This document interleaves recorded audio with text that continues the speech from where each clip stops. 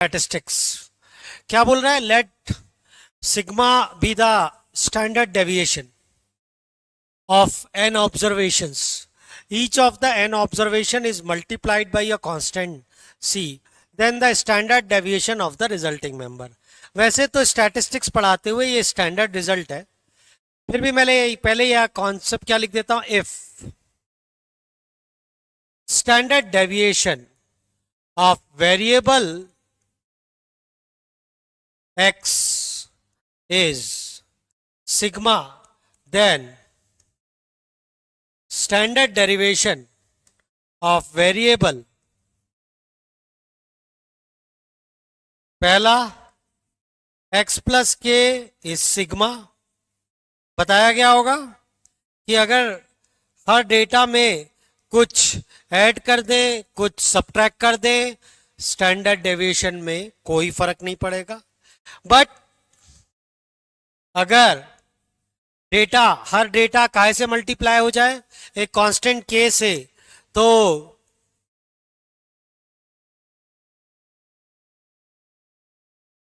नया standard deviation क्या हो जाएगा, मॉड के इंटू सिग्मा, और ऑब्वियसली एक्स बाई के के लिए सिग्मा अपॉन मॉड के। यस और नो? तो आंसर तो साफ साफ दिख रहा है, मॉड सी सिग्मा। फिर भी एक बार अच्छे से दिमाग में बैठ जाए, इसके लिए हम लोग क्या करेंगे, देख लीजिए बेटा।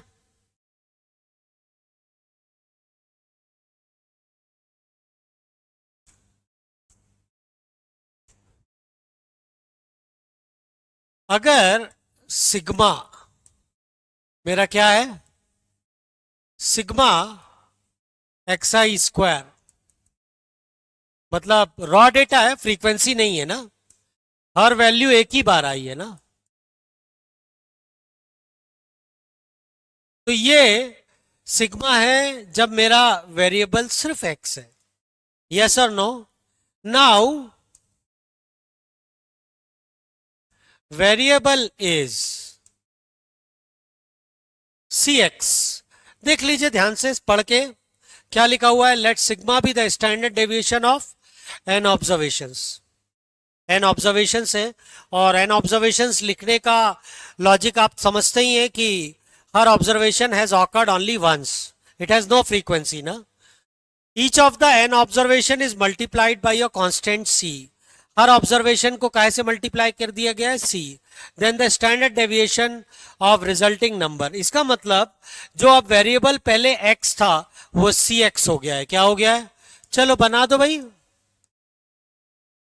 क्या हो जाएगा, sigma i is equal to 1 to n c x i का square by n minus sigma c x i upon n का होल स्क्वायर। ठीक है, ये क्लियर है?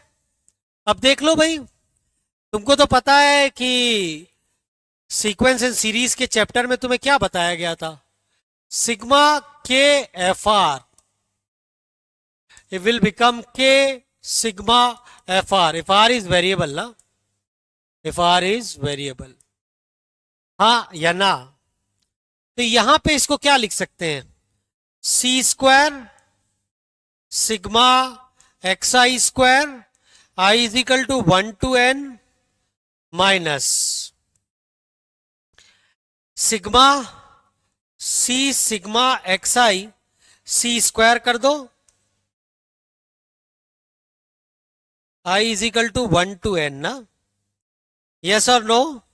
दोनों में से सी स्क्वायर बाहर लाओगे, आप जानते हो square root of c square, square root of c square is mod C.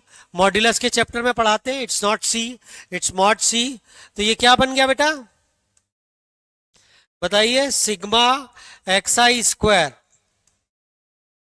By n minus sigma x i by n i is equal to 1 to n का होल स्क्वायर ना। तो ये वाला क्या आ जाएगा मेरा, nu sigma, sigma nu, sigma nu sigma nu. तो क्या आ गया बेटा, sigma nu is c mod c sigma. Yes or no?